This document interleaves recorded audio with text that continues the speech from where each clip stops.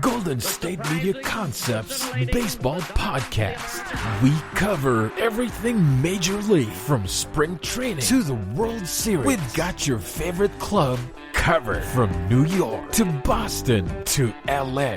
This is the Golden State Media Concepts Baseball Podcast.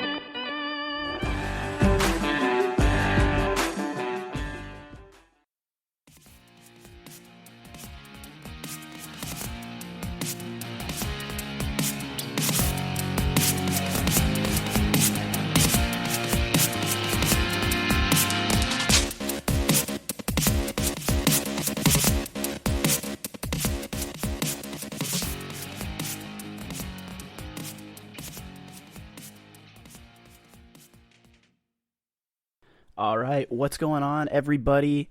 Patrick Kenny back here with another episode for y'all of the GSMC Baseball Podcast. In today's episode, we're going to be talking about teams that are going to allow fans in the stands for their home games. We're going to go through every major league team. Then we're going to go through the Bleacher Report's top 10 most likely players to be traded. I also have a few thoughts on some players that I would expect to at least be in the discussion, and then we're going to talk about the 2021 Olympic team and in turn the qualifying team as well. And there's not much on the qualifying team just yet, but we're going to talk a little bit about that versus the 2017 World Baseball Classic team. We'll see who had a better lineup, and then we're going to end today's episode with one goal for every team this year.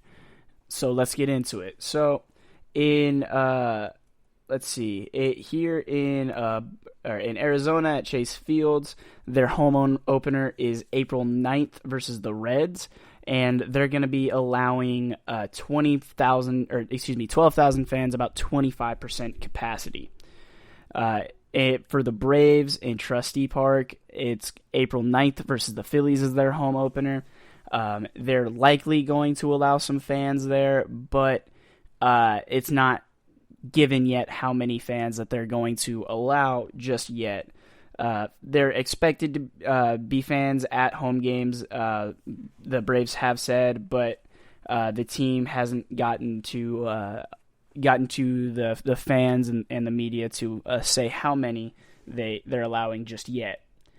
In Baltimore at Camden Park, their home opener is April 8th versus the Red Sox. They are going to be allowing fans with about 25% capacity, about 12,000 fans as well. Maryland's Governor Larry Hogan declared March 9th that large venues can operate at 50%, but at least for the time being, it looks like that the Orioles are going to be about 25%, at least for a little bit.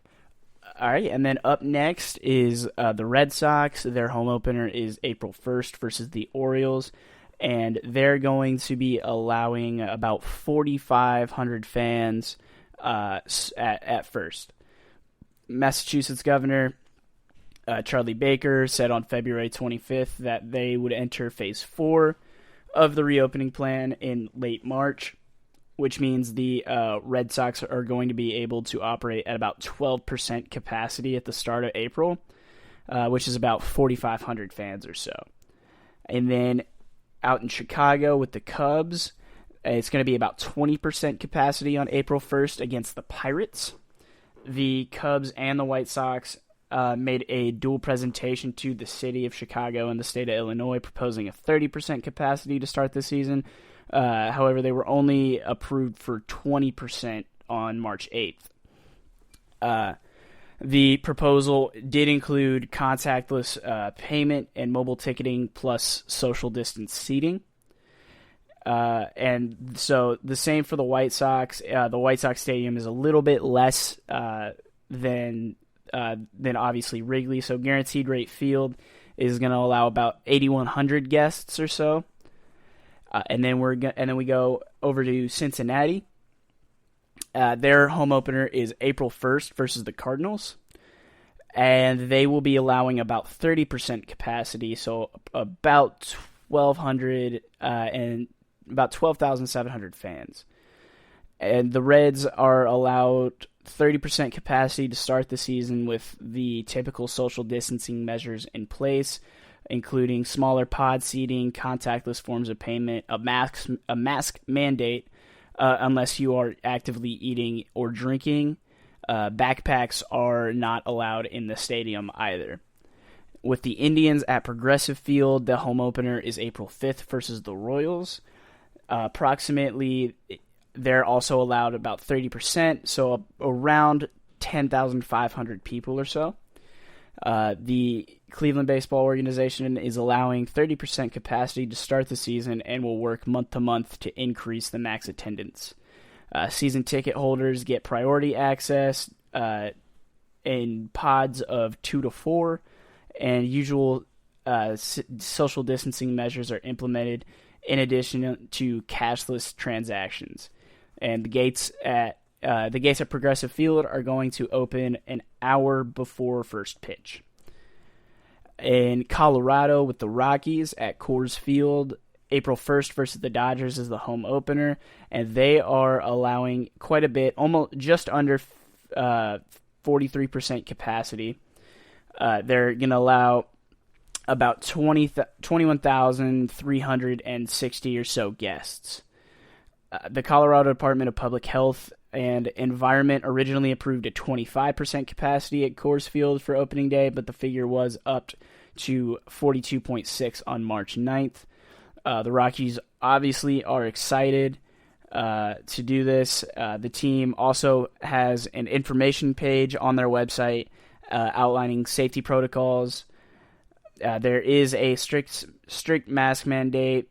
There are reverse ATMs in Coors Field as well, so for more cashless transactions. So if you happen to go to the field and you have a bunch of cash, then you can use that ATM or reverse ATM to just put that money away into your account and then use your money just with your card and things like that. So the Detroit Tigers open at Comerica Park on April 1st versus the Cleveland Indians, and they are only allowed they're only allowing 1,000 fans in the seats on April 1st. So right now the Tigers are allowed to have more fans at their spring training site than they are in Detroit. So in Florida they have 2,000 fans, but they're only allowed 1,000 in the state of Michigan. Michigan is definitely one of the more stricter states on COVID and COVID-19 guidelines and things like that. And they are hoping obviously for a more increased capacity for opening day and as well as for the rest of the season. But right now it looks like their hands are tied, so it's looking like about 1,000 fans for basically just about 1,000 fans as of right now. The Astros in Minute Maid open their season at home on April 8th against the Athletics. It is very likely that they're going to have fans. They don't know how many just yet either. Greg Abbott, the Texas governor, issued an executive order on March 2nd that was for March 10th, and basically it ended the mask mandate and allows businesses and facilities to open at 100%. So that gives the Astros the ability to welcome a full capacity stadium, but it's unlikely that it's going to be full capacity. I could see the Astros going to probably a 50% capacity or something like that, and same with the Rangers. And the next team we're going to talk about, the Kansas City Royals at Kauffman Stadium. Opening day is April 1st versus the Rangers. They are allowing fans and about 30% capacity, so about 10,000 people. The Royals are opening the season with 30% capacity with plans to increase the attendance monthly, and season ticket holders obviously have high priority access to the tickets at the beginning of the week, and then the general public will get to make their purchases from the first of the month of the season beginning on March 24th. In Los Angeles at Angel Stadium of Anaheim, April 1st is their opening day against the White Sox. It is likely that fans will be allowed, and approximately 20% capacity, so about 8,650 people or so. Orange County is moving into a less restrictive red tier, and the Angels can officially welcome 20% capacity at the start of the season. If Orange County goes into the orange tier, it would increase the capacity to 33%, and then once LA and Orange County are in the yellow tier, it is 67%. But the Angels have not yet made an announcement for specific plans on safety protocols or ticket distribution, and obviously purchase transactions, things like that. Up next is the Dodgers. Their opening day is April 9th versus the Nationals.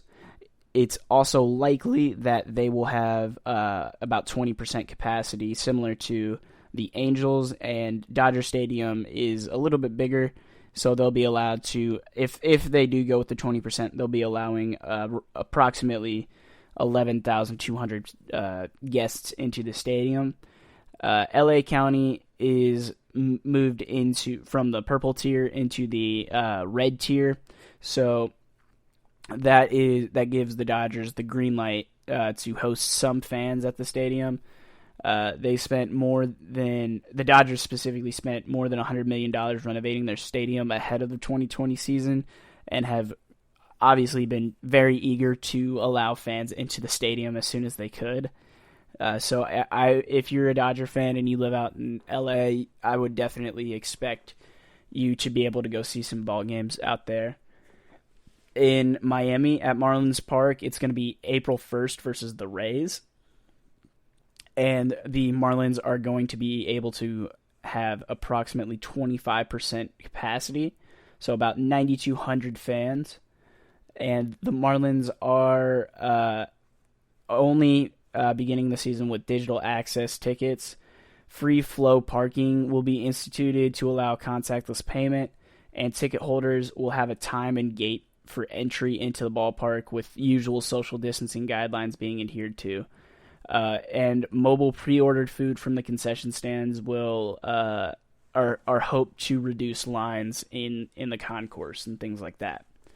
The Brewers at American Family Field open their season on April 1st versus the Twins.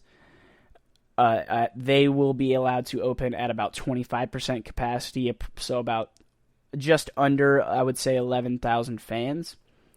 And the Brewers hope to work toward increasing capacity if the health metrics continue to improve, according to the Brewers president of business operations.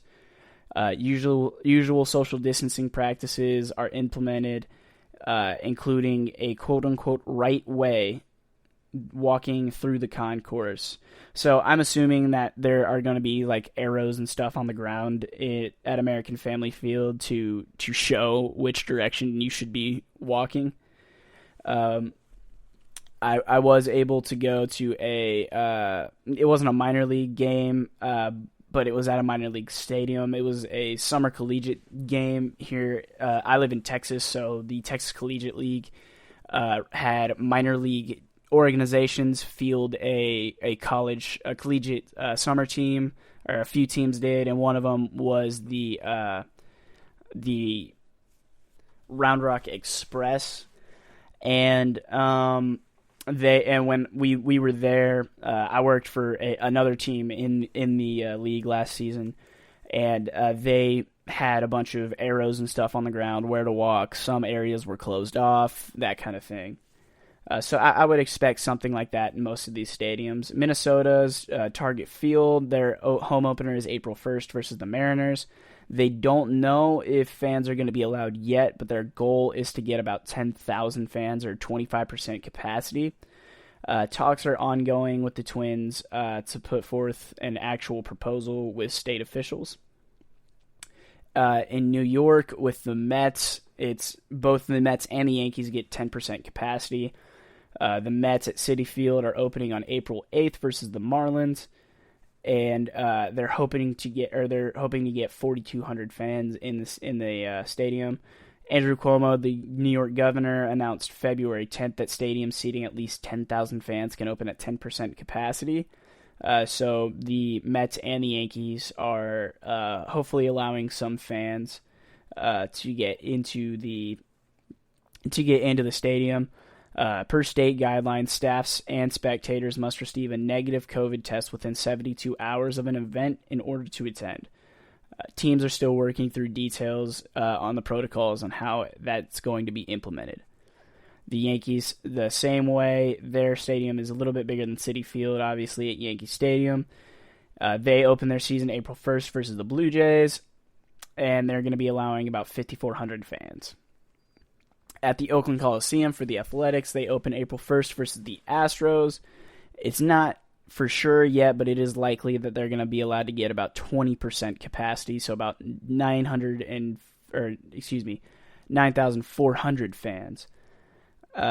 So the county that Oakland is in has also moved down to a red district, or red tier, I should say, and like their in-state counterparts, they are also able to operate at 20%. Now down to the Phillies at Citizen Bank Park. April 1st versus the Braves is the opening day. If you're a Phillies fan, there's going to be about 20% capacity, so about 8,600 fans. Seating pods for 2, 3, or 4 people, with a few pods available for 5 or 6 groups. Only tickets for the first 19 games through early May are going to be available initially. Tickets for the rest of the season are going to go on sale in early April, actually. And they hope to have increased attendance by then. In Pittsburgh at PNC Park on April 8th versus the Cubs is their home opener. There's going to be about a maximum of 7,600 fans, so about 20% capacity as well. PNC Park is a very good stadium. Everyone inside, or it's 20% for everyone inside there, even employees. So the Pirates don't know how many fans are going to be available, just because of how the social distancing, all that fun stuff, and they have to have enough staff there to take care of everybody who's allowed into the ballpark. The Padres are opening their stadium, our home opener versus the Diamondbacks on April 1st at Petco. It's likely that they'll be allowed to have fans. It's going to be about 80 or 20% capacity, so about 8,000 fans. It's like every other California team. It's the same. Same with the San Francisco Giants. They're allowing about 20% capacity at Oracle Park in San Francisco. It's going to be about 8,250 fans. But their West Coast counterparts, the Seattle Mariners at T-Mobile Park on April 1st versus the Giants, are going to have about 20% capacity, so about 9,000 people. The Mariners received approval from Washington and King County on the 12th to host 20% of their fans, and they also have a detailed enhanced cleaning system to help help curb the spread of COVID-19. They also have like a air purification system in indoor spaces there. St. Louis Cardinals with Busch Stadium open on April 8th versus the Brewers. There's going to be about 32% capacity, so about 4,600 fans. The Cardinals are opening the season with 32%. Social distancing rules are applying with pod seating of 4 or fewer. There's no cash transactions, and mobile ticketing is required for everybody to attend. And there are 6 designated entry and exit gates. No re-entry is allowed. Only medical or diaper bags are allowed into the ballpark. In Tampa Bay at Tropicana Field, they open on April 9th versus the Yankees. It's likely that they'll be able to have fans. It's going to be probably 7,000 fans or so. The Rays said earlier in the year that they had hoped to accommodate 7,000 fans, but there really hasn't been any word since. They also scrapped a season ticket locations in an effort to ensure social distancing seatings, announcing instead that a model allows that fans to choose from 6 season membership levels with prices ranging from $500 to $20,000. At Globe Life Field is April 5th versus the Blue Jays for the Rangers. They are allowing a full capacity. So if you're a Ranger fan, you get to go see that brand new stadium. The Rangers got to host fans for a couple postseason rounds in October, limiting that capacity to 11,000 fans. Announced on March 10th, they will be at full capacity for their final 2 exhibition games in the spring and on opening day. And then subsequent games will see reduced capacity to accommodate social distancing seating options.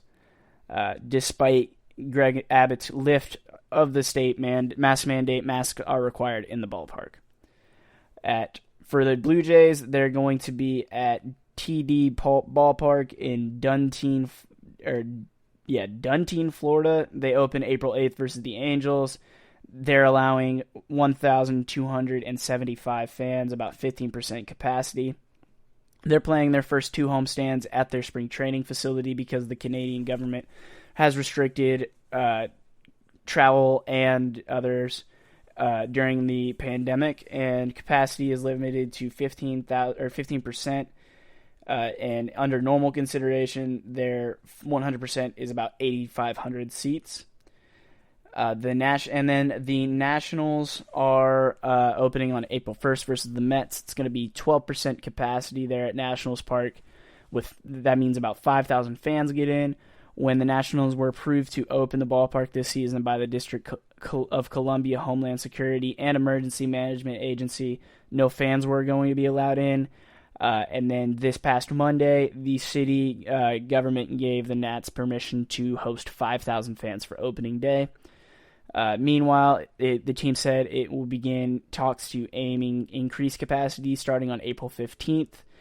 And it's still masks are required unless unless you are eating or drinking, and all purchases are going to be cashless. So that is all of the information so far on opening day in just a few weeks. Up next, we're going to be talking about the top 10 players that are most likely to be traded in the Bigs this upcoming season. This is your ultimate stop for everything sports. The Golden State Media Concepts Sports Podcast. Should I say more? From the NFL, MLB, the NBA to MMA, it's all in here. The Golden State Media Concepts Sports Podcast. Listen now.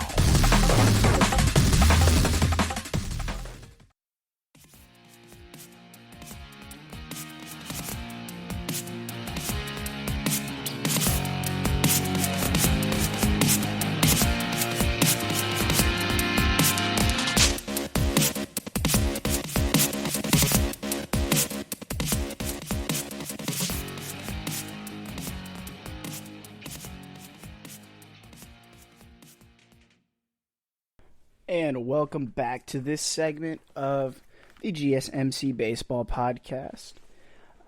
In this segment, we're going to be talking about Bleacher Report's 10 players that are most likely to be traded in 2021.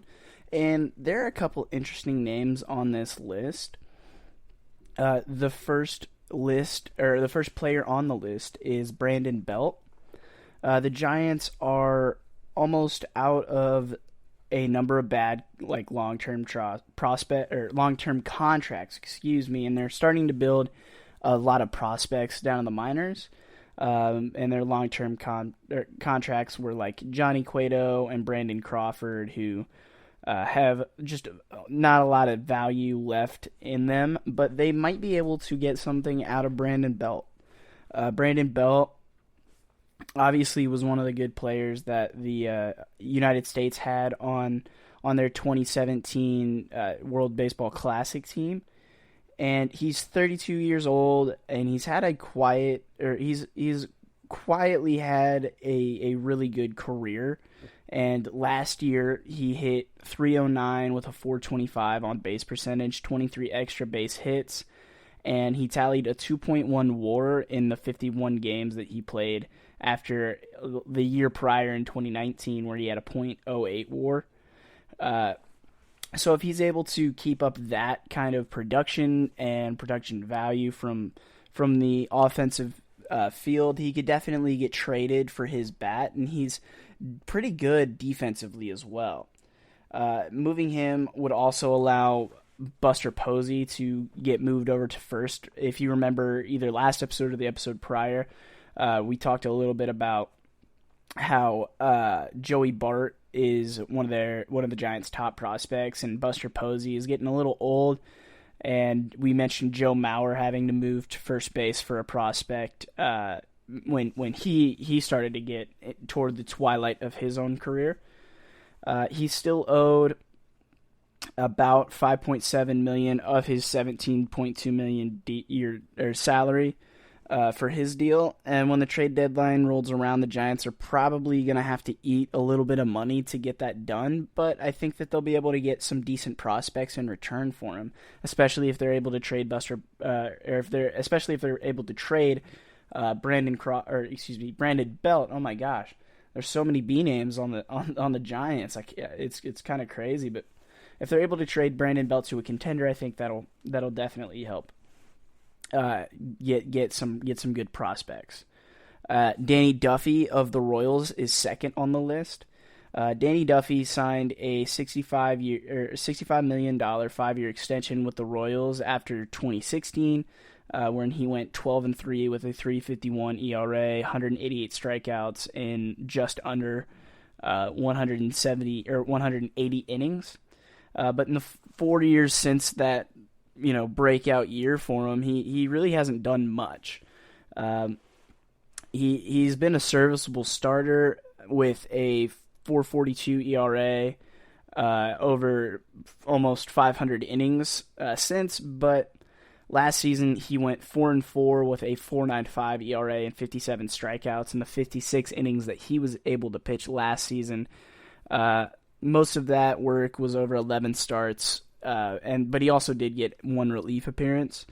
The Royals opted to eating the salary and moving Ian Kennedy last year, and so they could probably take a similar road to getting rid of Danny Duffy's contract, much like they did Ian Kennedy's last season. He has $15.5 million on his salary. So he's not an ace, but he could definitely be a solid back end of the bullpen guy for a contender. At number 3 on the list is Eduardo Escobar, the third baseman for the Arizona Diamondbacks. He was a late bloomer in hitting at the plate. He hit 29 doubles, 10 triples, 35 home runs, and 118 RBIs with a 3.6 WAR in 2019. That marked his first season of a 3-year, $21 million contract, and this year is his final year of that contract. And he didn't get the ball rolling really last year at the plate.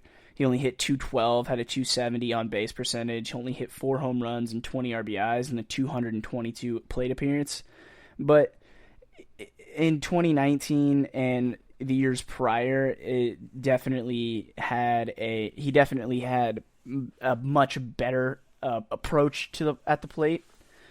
And there's definitely some hope for some bounce back performance with this upcoming 2021 season.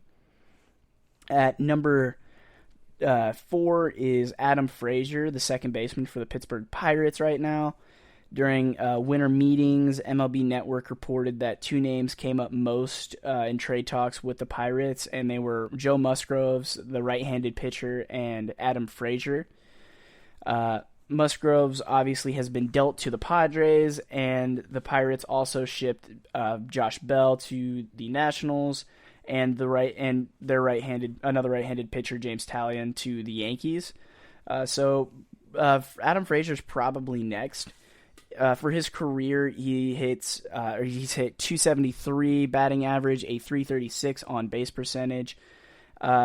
He's definitely a guy who can play second base and all of the outfield spots. He has a lot of versatility, and so he definitely can fit in different spots. So if your team is looking for a left fielder that needs a good that has okay production at the plate, or relatively good production at the plate, Adam Frazier is definitely one of the guys that your team is probably going to be looking at.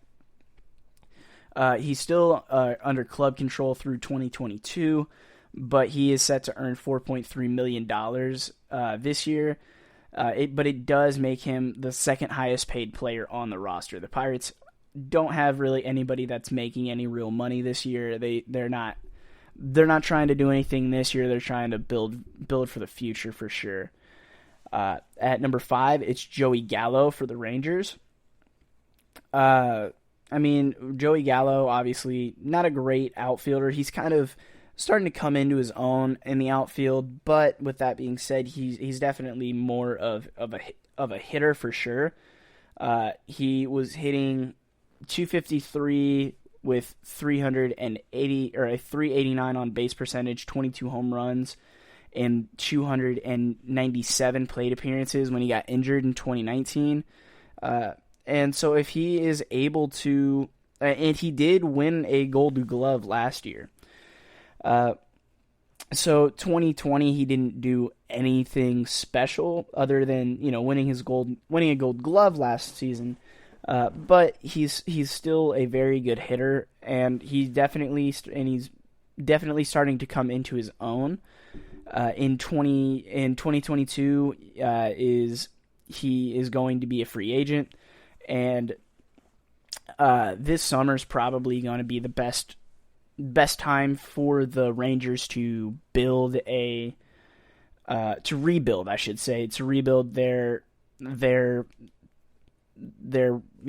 team, find out what direction they're going to go into, rebuild their minor leagues and their prospects. And I think I would agree that if Joey Gallo were traded, that he definitely would bring in a lot of good prospects for the Rangers, and then with those prospects being, and then the Rangers could use those prospects if they're able to get a whole bunch of guys in free agency, and then a couple rookies come along and are just absolute studs, and then they could use some of those prospects that they get in the Joey Gallo trade to go and get a couple pieces that they need to win next season or the season after that.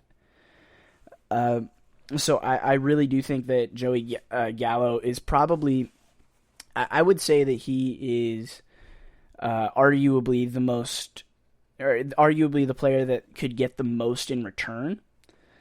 I don't necessarily think that there's another player on this list that would get an absolute haul if he were traded, but I think that Joey Gallo is definitely a piece that you all should keep your eye out for in terms of figuring out who's going to be the biggest player to leave their team by the trade deadline.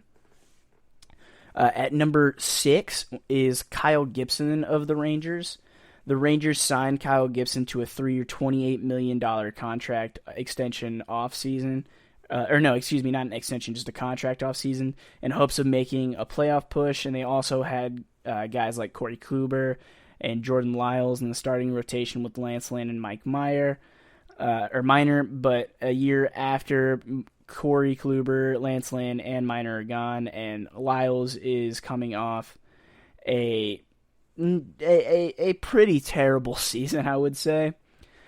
He posted a 7.02 ERA in the 57.2 innings 57 and 2/3 innings that he posted. The Rangers are clearly pivoting to retooling and getting younger guys. He's 33 years old. His career has been up and down at best. Last year, it wasn't his best season. He had a 5.35 ERA, a 1.53 WHIP, and 67 and a third innings pitched. But there were some positives. He finished 7th among qualifying pitchers with a 51.5% ground ball rate, and threw a 4-hit shutout against the Astros late in the season. So this guy is definitely somebody who can eat a lot of innings. I would say that this is probably a guy that I think the White Sox might try and go get at the end of the year, or at the trade deadline, just because they need some help. This guy isn't going to cost a lot in terms of prospects and things like that. And I think that he would mesh well with the White Sox. I think the White Sox are obviously in win now mode, and I think the Rangers. I think if Kyle Gibson is able to have a decent first half of the year, I would expect him to be able to go to a contender. And honestly, I think that he is probably a very good pitcher for that. You're a very good pitcher to be that fourth guy in your bullpen or in your rotation to have a 4-game series. Or if he goes to the White Sox, he could definitely try and be a workhorse type deal where he's not going to be their number 1, but he could be their 2 or 3, or even if they're in a must-win situation, he could be that starter where, if it's a game 5, he could be that starter that gets them to that 5th or 6th inning, and then they go to the bullpen, and then they go with their ace, and hopefully he'll be able to keep it close. I think that's the kind of pitcher that you're looking for if you're the White Sox. At number 7 on the list is John Gray for the Rockies. He's a right-handed pitcher. He teased a lot of potential to be like that number 1 guy back when he was selected in the 2013 draft at number 3. He went 11-8 with a 3.84 ERA and 150 strikeouts and 150 innings in 2019. And he has tallied a 9.2 strikeouts per 9 innings in the 6 years that he's been at the big league level. He struggled last season, however, only had 22 strikeouts in 39 innings with a decreased fastball velocity, with a god-awful ERA at 6.69 and a 144 whip in the 8 starts before he was shut down with shoulder inflammation. I think that was mostly due to his injuries, his stats last season, and if he's able to come back healthy, the Rockies should be able to get a decent amount of prospects and talent for him. He's definitely a really good pitcher. Another guy that I would like to see, like a Chicago White Sox or even a Minnesota Twins or a Houston Astros go and get, just a guy that has top of the rotation talent, but a guy that could, if he's your number 3 or even better yet, your number 4, then your rotation is just stacked. I think that he could absolutely be a number 3 type of guy, or even a number 2 for a team like the Astros, and just absolutely shut out any team that the Astros or whoever come across. But for right now, he's going to be with Colorado, and with Trevor Story and Charlie Blackmon, that are kind of the only bright spots on the team right now.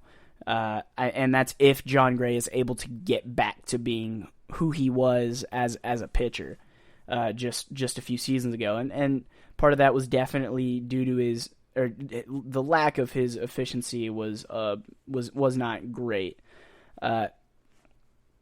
He has been okay at home at the Rockies Stadium with a 4.66 ERA in the 381 innings pitched, and on the road he's a little bit better with a 4.53 ERA for his career with 342 innings pitched, which could make the Rockies more likely to extend him before he reaches free agency into next season. but I think that it's more likely that the Rockies are going to end up trading him. The right-handed relief pitcher of Richard Rodriguez of the Pittsburgh Pirates is next. Most fans don't really know how good he is just because he hasn't been that big of a name. But in 2018, he pitched in 63 games, had 15 holds, a 2.47 ERA, a 107 WHIP, and 11.4 strikeouts through 9 innings. 2019, in 72 games, he had 16 holds, a 3.72 ERA, and a 1.35 WHIP, and an 8.7 strikeouts through 9. In 2020, he didn't. Obviously, everybody was much shortened, but he was more a closer for the Pirates. In the 24 games that he pitched, he had 4 saves, a 2.70 ERA, a .86 WHIP, and 13.1 K through 9. He is 31 and struck out 34 of the 93 batters he faced last year, and had an amazing 34-5 strikeout to walk ratio. And the 23 innings that he was able to pitch, this guy is definitely a guy that you should keep your eyes on to see if he might move, especially if your team needs a lot of bullpen help, like a team like even if your team doesn't necessarily need bullpen help, this guy is somebody who could definitely help your club. At number 9 is Kyle Seeger of the Seattle Mariners. Kyle Seeger is entering his final year of his 7-year, $100 million extension that he signed in 2014. He posted a 122 OPS plus with 12 doubles and 9 home runs while playing all 60 games last year. He's 33 and already ranks among the Mariners' all-time leaders in games played at 1,321, which is 5th. In hits, he is 4th at 1,267. He's 4th in hits. In home runs, he's 4th with 207 home runs. RBIs, he is 4th with 706. And a WAR, he is 8th at 33.4. He's definitely a big bat and a decent corner infielder. If your team is struggling at the corners or even at the plate, he could be a DH guy for you. And I definitely think that he is a good option for the Mariners to trade. However, I think the bigger piece would probably be John Paxton. I think John Paxton is going to give them a little bit more. I would say a little bit more. Prospects in return, just because pitching is a little bit more valuable than hitting in this league, and I think that both of those guys are probably going to be on the move this year, and it's just going to be it's definitely going to be an interesting season for sure for a lot of these guys.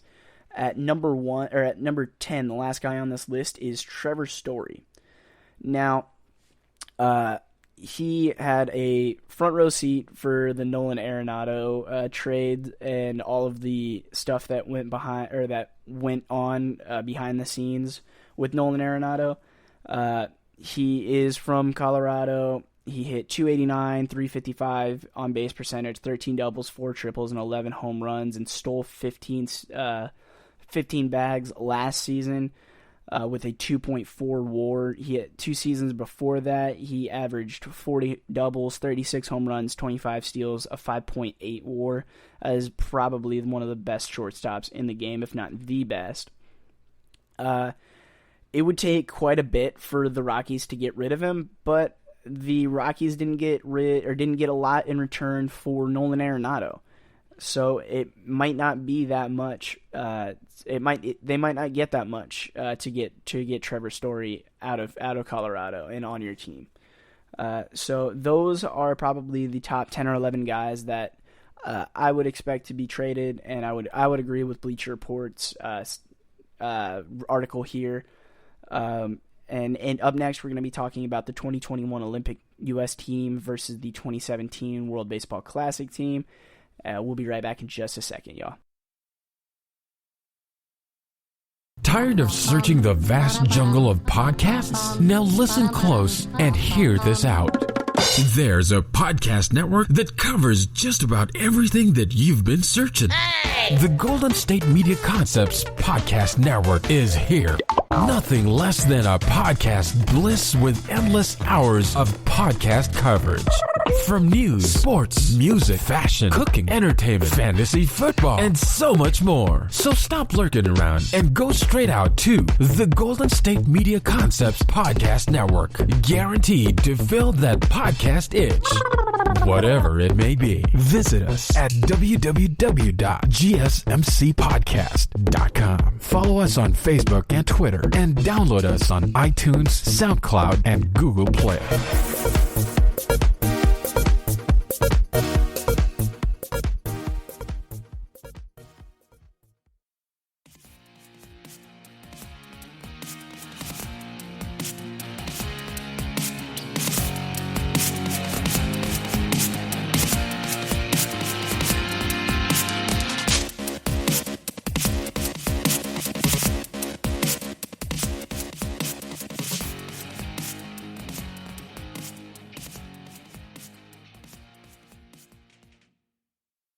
All right, and welcome back, everybody. Welcome back in. You probably just skipped the ads or something like that. Figured out, I'll just go to the next segment. But right here, we're going to be talking about the 2021 Olympic U.S. team or potential U.S. Olympic team and the 2017 World Baseball Classic Team USA.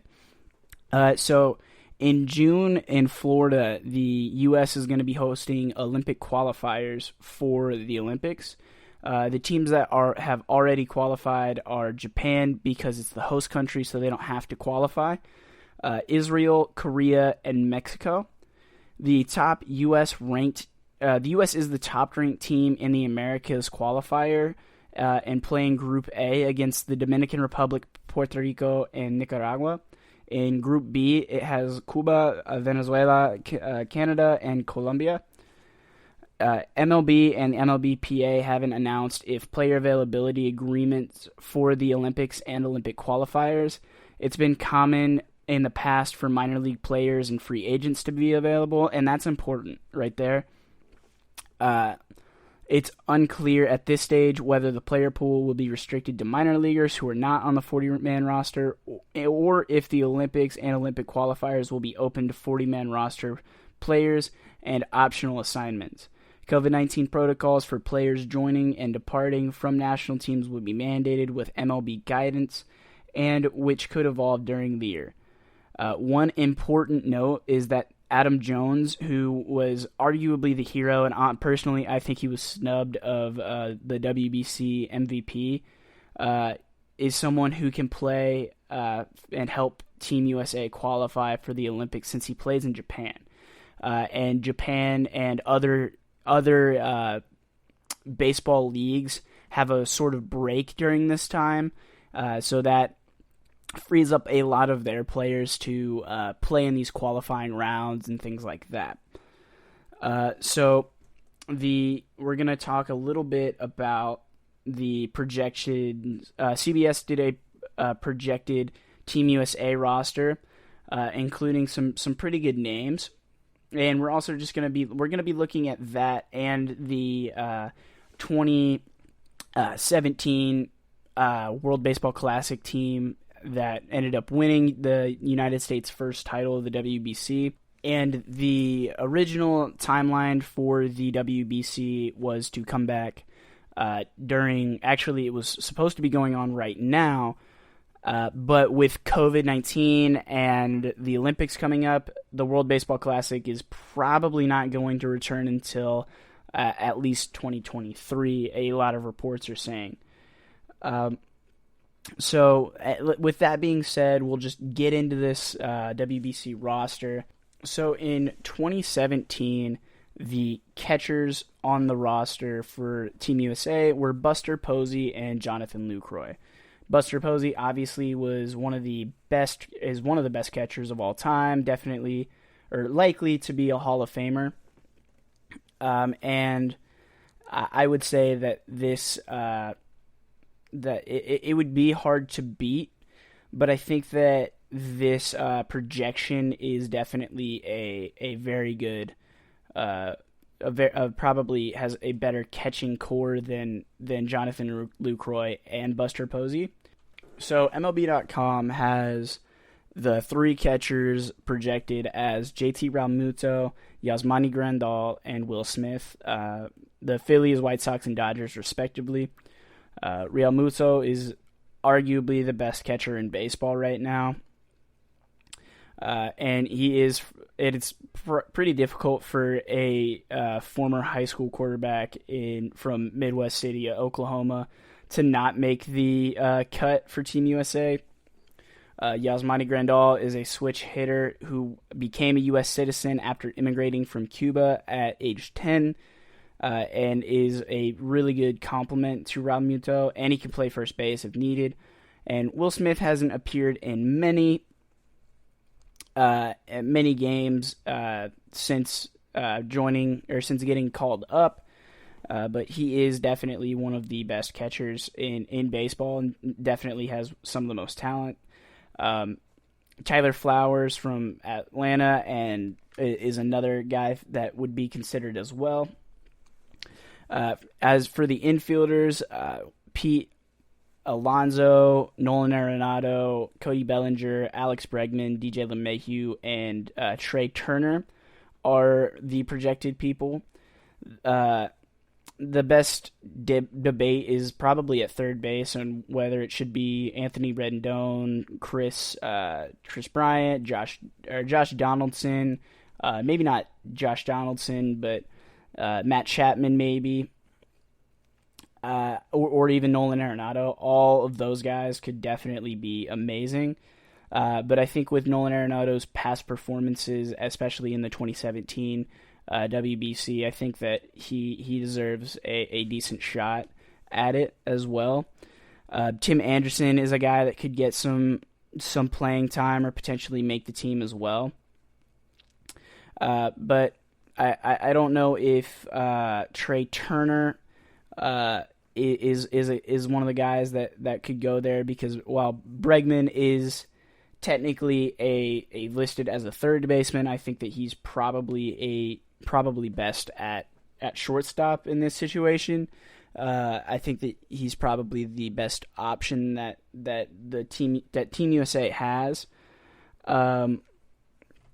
And obviously, Brandon Crawford is probably not going to be on the team for the Olympics. Neither is probably Josh Harrison or Eric Hosmer or Ian Kinsler or Daniel Murphy. But with respect to those guys, I think Nolan Arenado could be a very good choice. Absolutely the same thing with Bregman. DJ LeMahieu is a very good choice for second base. And I mean, there's not a ton of options necessarily at second base, and Pete Alonso definitely could be a very good first baseman. And then if you carry 3 catchers with Yasmani Grandahl, you could put Yasmani Grandahl at first to give Pete Alonso a break or so.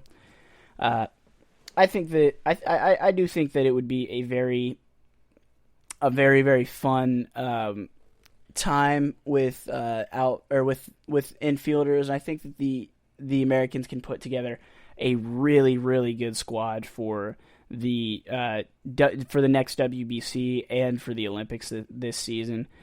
At outfield, we have definitely Cody Bellinger for sure if he comes out.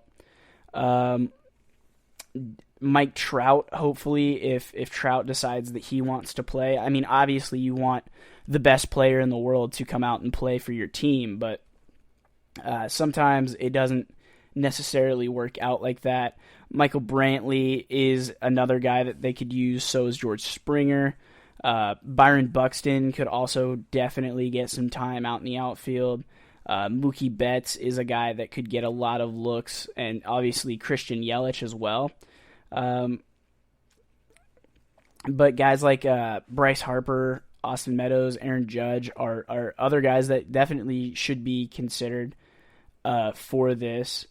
But it's unlikely that Betts and Springer are going to play in this year, and neither Trout or Harper played in the 2013 or 2017 Classic. But perhaps both of those guys could, now that they have both locked up their contracts and stuff like that, could definitely I could definitely see those guys playing. But I'm not totally sure that they necessarily would. I think maybe Mike Trout or Bryce Harper. I don't know if both of them would play. I think it would be like sort of dream team-esque if you could get both of those guys to come out and play. And Christian Yelich as well. Christian Yelich has pretty much outperformed Bryce Harper, except for last year. But since 2017, he's pretty much outperformed Bryce Harper in every level, except for maybe last year, where Yelich had a really bad year for his standards, and Harper actually had a very good year.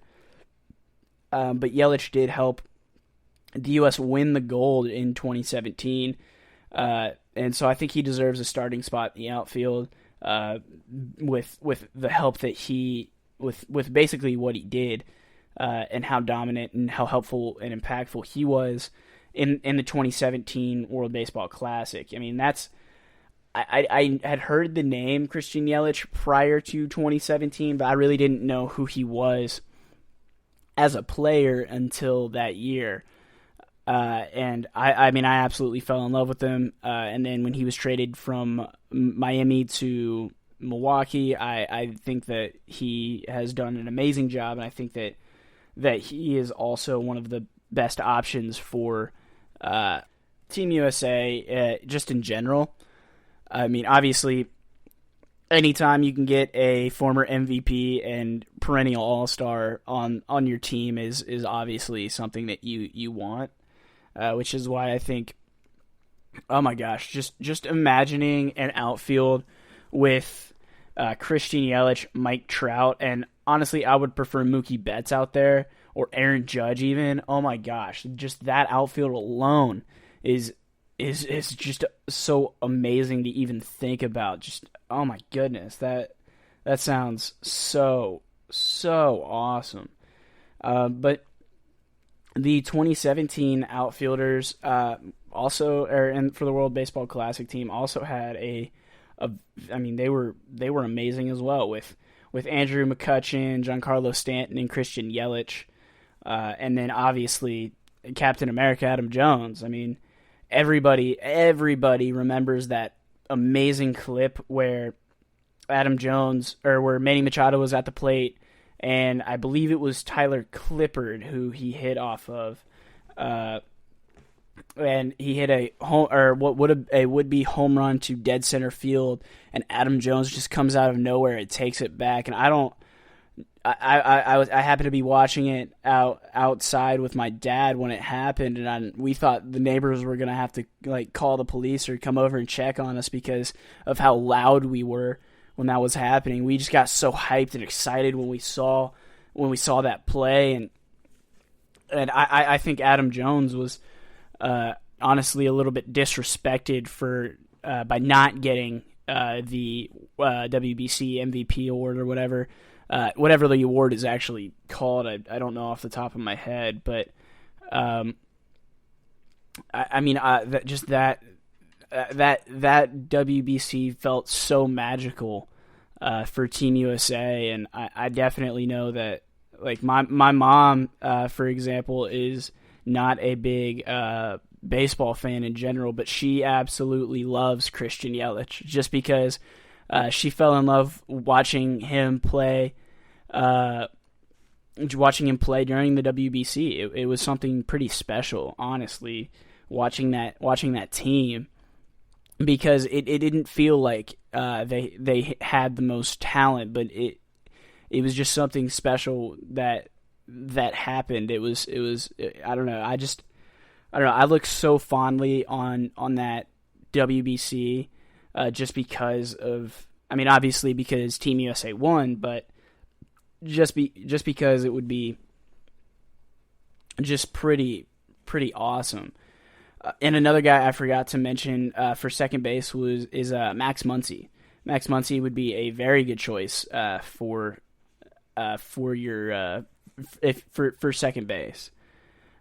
For pitchers, obviously in 2017, the starters were Chris Archer, Danny Duffy, Tanner Roark, and Drew Smyly.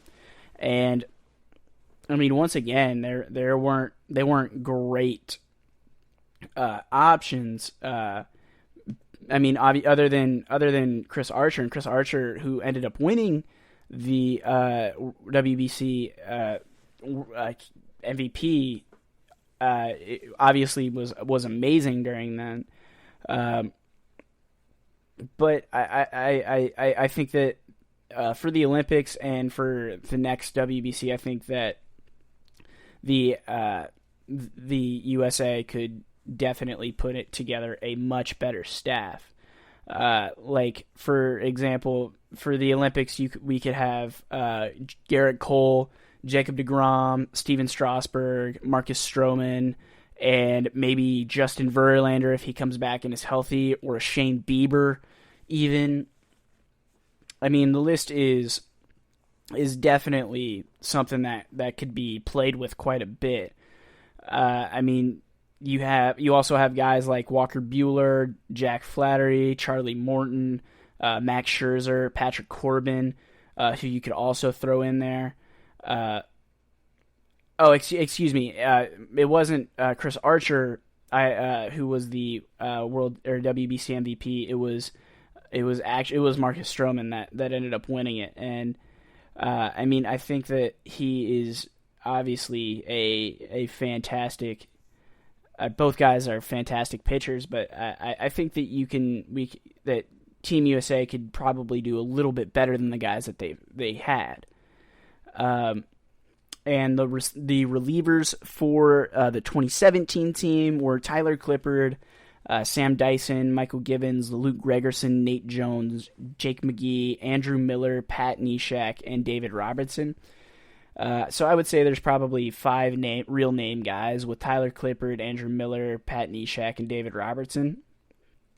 And those guys did amazing in the WBC, but once again, I think that you could probably do a little bit better. I don't know if you could do better than necessarily Andrew Miller at that time. The season before, Andrew Miller was just absolutely lights out, and he did okay during the WBC. He didn't do great that year, but I think that relief pitchers you could have a bunch of really, really good guys. You could have Kirby Yates and Will Smith and Taylor Rogers. You could potentially have Michael Lorenzen, Brad Hand, Josh Hader, Nick Anderson, Will Harris. You could even have guys like you might even be able to get like a Trevor May or something like that. But overall, I think that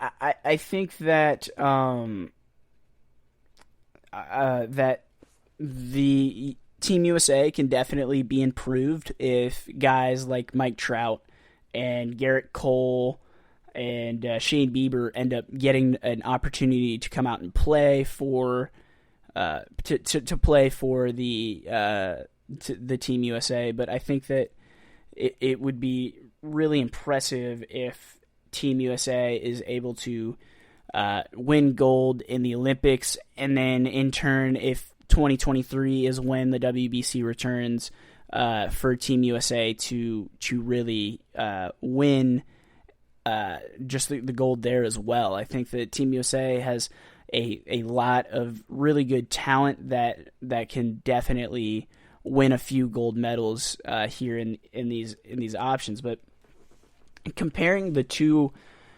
teams, I forgot honestly how sort of not necessarily big name talents. I forgot that Team USA just really didn't have much star power in that season, in that 2017 season, and maybe that's what makes that so special.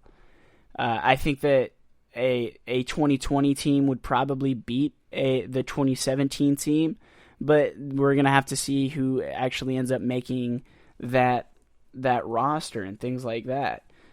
So up next, we're going to go through one goal for every team of this 2021 season, and we'll be right back in just a second. But before we take a short break and go to the ads, let me know on Twitter at Patrick Kenney, KENNEY _ on Twitter, or at us on the GSMC baseball GSMC _ baseball on Twitter, and tweet us what your thoughts are on who would be better for the 2021 Olympics or the 2017 WBC. Who would you like to see? Things like that. So we're going to take a short break, and we'll be back in just a second. Want to know the latest in soccer? Then listen to the Golden State Media Concepts Soccer Podcast. From MLS, the World Cup, and the Premier League, we've got you covered. The latest updates, the hottest matches, and news on the league's top players. It's the Golden State Media Concepts Soccer Podcast. David Beckham scores the goal to take England all the way to the World Cup finals. Listen now.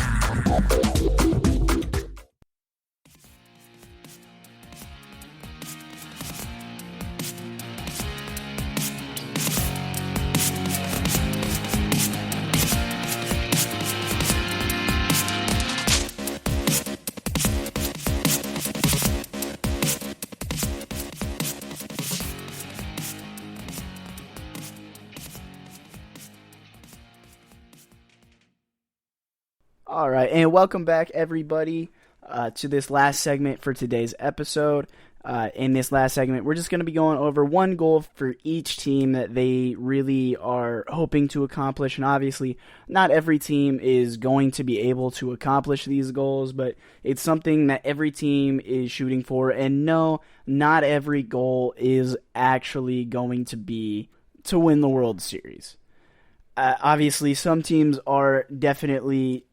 that is definitely their plan, but with that being said, I mean, every team obviously hopes to win the World Series, but sometimes that's just not a realistic expectation. So we're going to start out in the NL West, and the D-backs, the one goal for the Arizona Diamondbacks is to finish above 500. They're probably not going to contend, but they need to show their fans and the higher-ups in the organization that they are moving in the right direction. So the Dodgers, or the Diamondbacks, I mean, obviously need to at least try to, or do their best to finish above 500, and it's going to be tough in this division. I mean, they have two World Series contenders in their division alone, and then teams like the Giants are still going to be definitely a tough matchup for the Diamondbacks.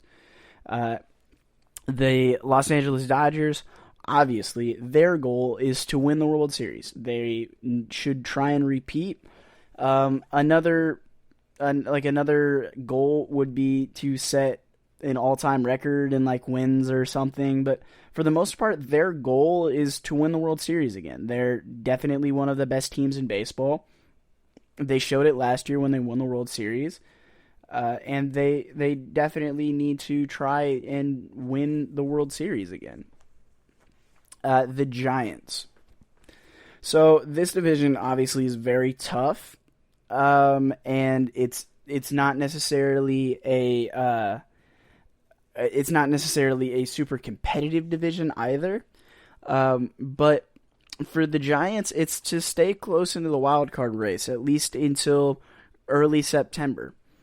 Because if they can do that, then I think that would be a very good season for the Giants if they're able to stay in playoff contention for a while, even if it is just the wild card race. But I expect the Giants to be sellers at the trade deadline and try and move some of the contracts that they have out of San Francisco and out of the Bay. But I still think that they have a decent shot at contending for a wild card spot, but I don't know if I would expect them to even make the playoffs with the wild card spot. For the Rockies in the NL West, it's going to be to reestablish some credibility with their fan base. I mean, obviously, they did not want to their fans obviously did not want to get rid of Nolan Arenado.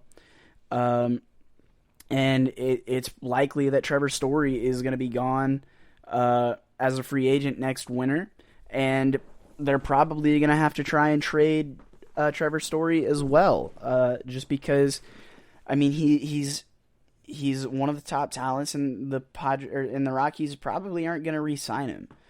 John Gray is another example, and we talked about both of those guys earlier in the podcast today, but they need to at least get something in return for Trevor Story if they trade him at the deadline to get their fans excited for the future. And that might not even be trading Trevor Story. That might be signing Trevor Story to a massive extension. But they need to do something.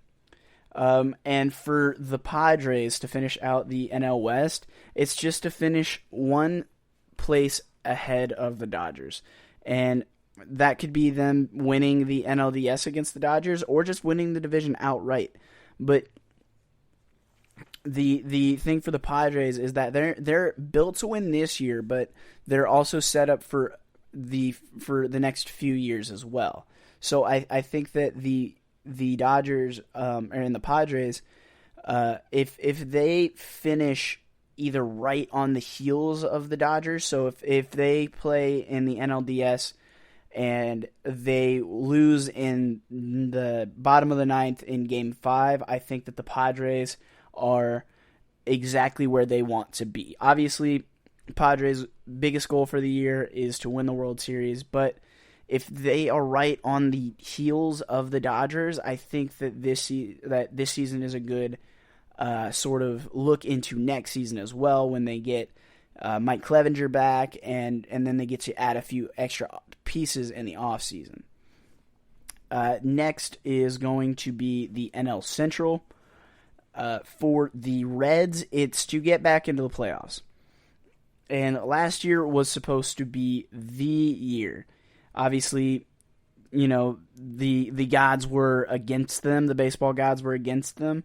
And they lost a few pretty key pieces like Raisel Iglesias out to the Raisel and Jose Iglesias. Obviously, Jose Iglesias wasn't with them last year, but they traded Raisel Iglesias out to Los Angeles, and then they also lost Trevor Bauer in free agency. But they have a decent squad. I think that they have a good. I think that they have a good. They have a lot of potential for this upcoming year, for sure. And they are sort of. They're sort of an in-betweener team. They could potentially make the playoffs as a wild card team. They might win their division, or they might just completely fall flat of all of the expectations for them. And now moving to the East, not the NL or AL East, but literally east of Cincinnati to Pittsburgh. And they need to find a piece other than Ke'Bryan Hayes. There's one roster spot set for the next few years, and that's Ke'Bryan Hayes, but now they have to do the rest of the roster. For the Cubs, it's to give their fans just something, or at least a happy goodbye. The Cubs traded away Hugh Darvish in like what kind of feels like a rebuild sort of mode.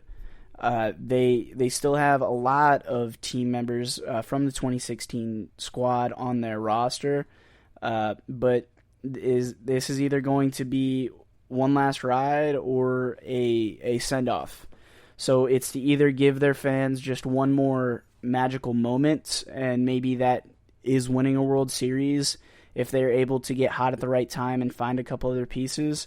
But most likely this is probably going to be just a sort of a farewell year for a lot of guys.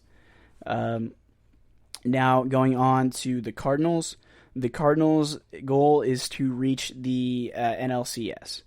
They did reach 4 straight NLCSs from 2011 to 2014, but since then they've only made 1. And they traded for Nolan Aronado, and they have a really decent lineup. And the Cardinals are probably a really good sleeper team this year. I don't know if they can win the World Series or even make the NLCS, but I think that's an achievable goal for them. And now going up is for the Brewers. The Brewers need to win their division. If they're healthy and Christian Yelich comes back and is healthy, their goal is to win the division and then try and do something in the playoffs. I mean, obviously the Brewers sort of fell flat a little last year, and part of that was Christian Yelich, and he was dealing with some injuries. But I think the Brewers, their goal is to win the division and then go from there. And anything that they do on top of that is sort of just gravy. Now going out to the NL East, for the Marlins, it's just to stay out of last place. This team reached the NLDS last year, but the division is going to be a lot tougher this year, and they just need to compete and not lose sight of trying to set up their future. Last year was sort of a fluke season for them, and they kind of lucked into a playoff spot because of COVID restrictions and games getting canceled and things like that. But for them, it's just to not be the worst team in the division this year. And I don't know how doable that is, but if they're competitive at the very least, I think that's a good sign for Marlins fans. For the Phillies, it's to make the playoffs. They have the second longest playoff drought in Major League Baseball, and it's a little bit disappointing when you consider how much has been invested in the team in the last few years. Especially with like Bryce Harper's contract, Jake Arrieta the last few seasons. He's obviously now back with the Cubs. But for the Phillies, it's just to get back in the playoffs.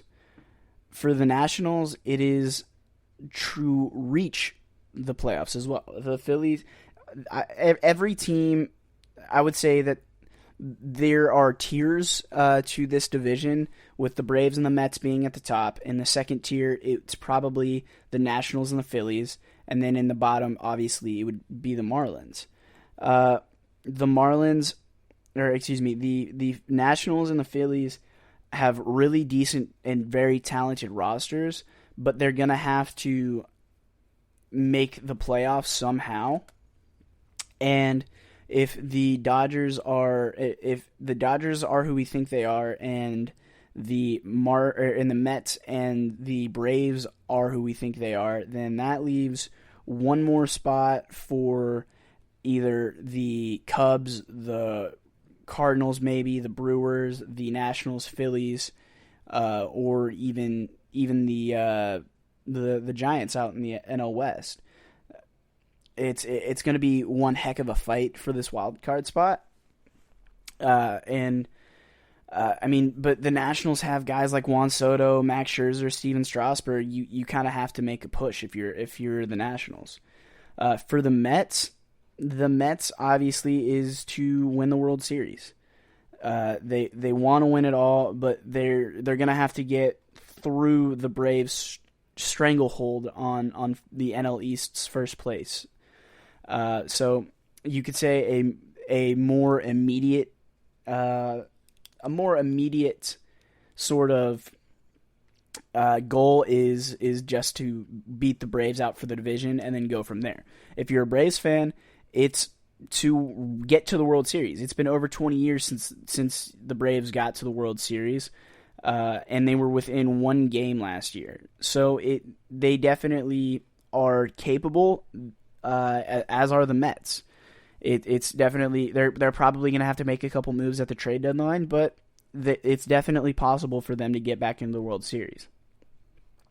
Now for the AL West, for the Angels, it's to get Mike Trout a win in the playoffs. They have made the playoffs just once in Trout's career, and it's not really fair in a team sport like baseball to sort of single out what could be the greatest player of all time for not getting his team to the playoffs, and I don't think a lot of guys are doing, or a lot of people are doing that.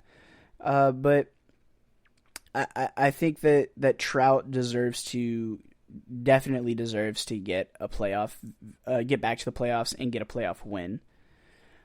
For the Athletics, it's to repeat as division champs. They did win last year, and this isn't the strongest division, but they only lost a couple key pieces from last year. And Billy Beane is one of the best GMs in baseball, so it's not hard to think that they're going to figure out a way to win baseball games. For the Mariners, it's to show everybody and all their fans that the AL West, right, while it doesn't go through them right now, will go through them in the very near future. So it's just going to be for the Mariners. It's to win a bunch of not a bunch of baseball games, but enough games that your team or that your fans think that you know what you're doing as the front office. For the Rangers, your team just needs to figure out a direction. Just figure out where you want to go. You have made some smart.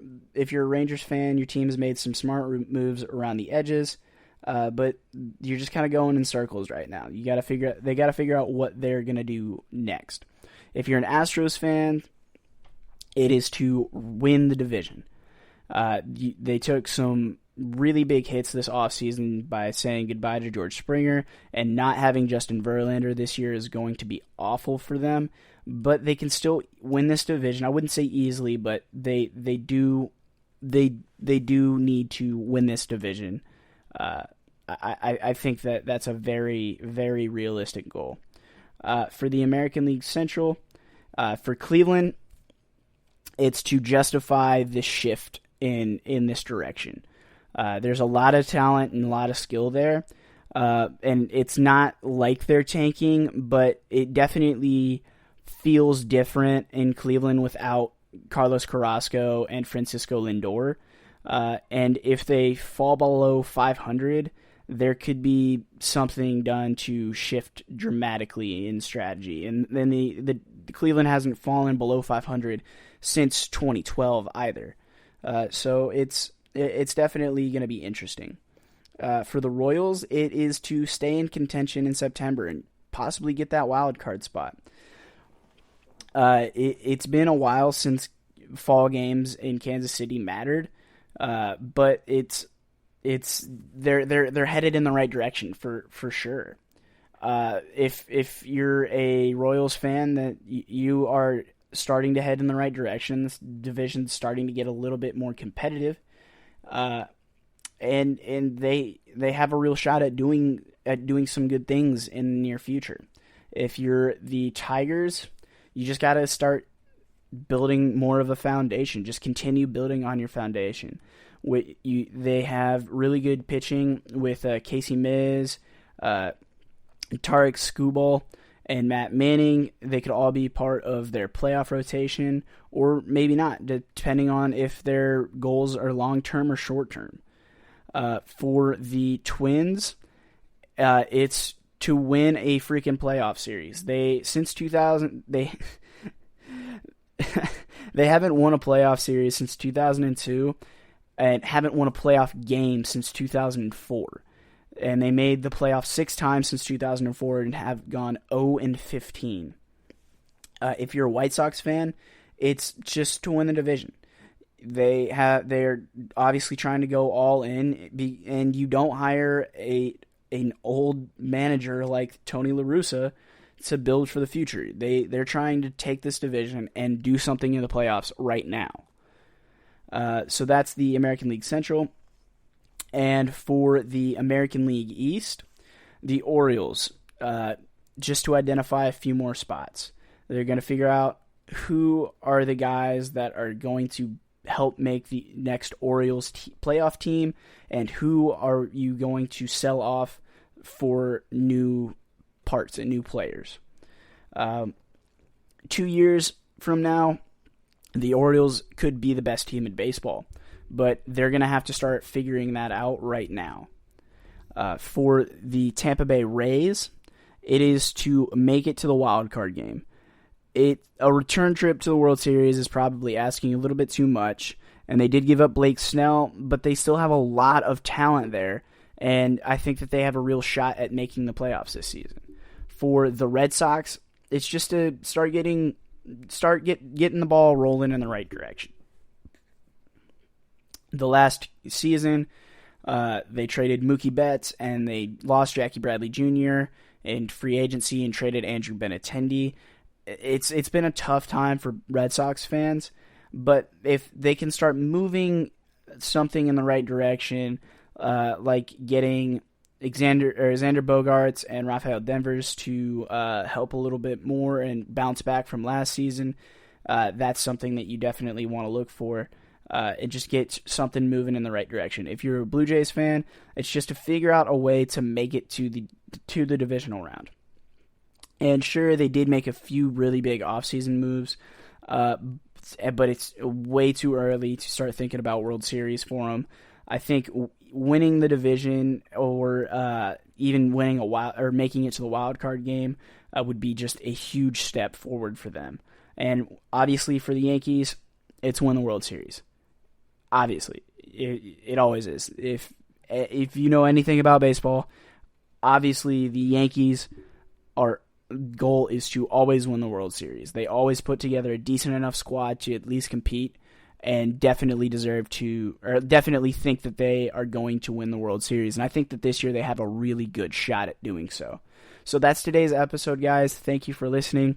My name is Patrick Kenny. Follow me on Twitter at Patrick Kenny, KENNEY _, or follow us on Twitter at GSMC _baseball. Thank you all for listening. Y'all have a great rest of y'all's day. You've been listening to the Golden State Media Concepts Baseball Podcast, part of the Golden State Media Concepts Podcast Network. You can find this show and others like it at www.gsmcpodcast.com. Download our podcast on iTunes, Stitcher, SoundCloud, and Google Play. Just type in GSMC to find all the shows from the Golden State Media Concepts Podcast Network, from movies to music, from sports to entertainment, and even weird news. You can also follow us on Twitter and on Facebook. Thank you, and we hope you have enjoyed today's program.